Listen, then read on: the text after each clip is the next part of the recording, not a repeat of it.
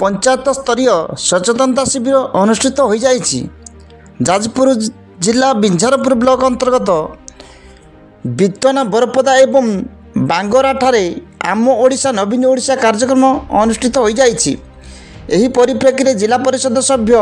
नंदकिशोर सामल सभापतित्व में अनुष्ठित एही सभार मुख्य अतिथि भाव जोग देइथिले बाचस्पति प्रमीला मल्लिक, अन्य मध्य सरपंच रमेश चंद्र मल्लिक, महेश्वर राउत, ब्लॉक अध्यक्षा रंजिता कुमारी दास, जिला परिषद सभ्य खगेश्वर महांती, प्रदीप महांती, सरपंच हरप्रिया मल्लिक, विद्याधर राय, दप नारायण दास, जिला परिषद सभ्या सुनीता नायक,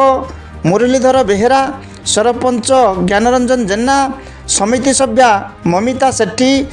प्रमुख जोग देइथिले। सेमाने करिथिले जे सहरांचल लोक मैंने जो सुविधा उपलब्ध पाउछंती से भली ग्रामांचल लोक मैंने पाई परिबे। जाजपुर सरोज कुमार साहू रिपोर्ट, जागृत भारत न्यूज। आज आपण पंचायत जो आम ओडिशा नवीन ओडिशा पंचायत स्तरीय जो सचेतना शिविर रही फास्ट आज ओपनिंग से विषय कौन कह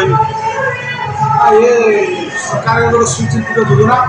पंचायत स्तर साधारण जनता किसी जापार जो सरकार जनहित कार्यक्रम परिचय ज्ञानरंजन जेना, सरपंच बांगरा ग्राम पंचायत। आज आपण पंचायत जो नवीन ओडिशा ओडिशा सचेतनता कार्यक्रम सरपंच हिसाब से कहे कि भाया कार्यक्रम निश्चित भाव में राज्य सरकार द्वारा तरफ जो सचेतनता कार्यक्रम कराई आम ओडिशा नवीन ओडिशा मिंजारपुर ब्लॉक बांगरा पंचायत रही सेठी आम स्कूल पिला नहीं विभिन्न प्रकार नृत्य एवं संगीतर परिवेशन करा एवं विभिन्न माने दलीय कार्यक्रम जो नवीन पट्टनायक जो जन्ममुखी कार्य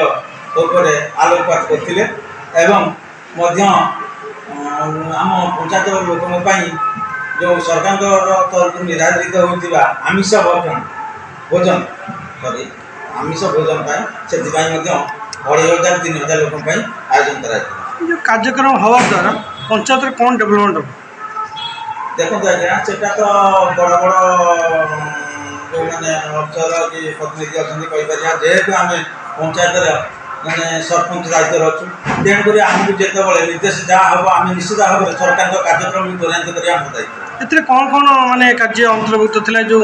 प्रोग्राम दिए प्रोग्राम दिए विशेषकर जो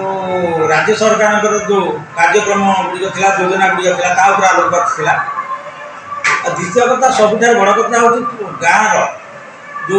छात्र छात्री प्रतिभार विकास ये गोटे रंगारंग कार्यक्रम चलता तादे पिला माने नृत्य परिवेशन करते देशात्मक संगीत परिवेशन कराइला उत्कल चिंताधारा को नहीं उत्कल परंपरा को बजाय रखा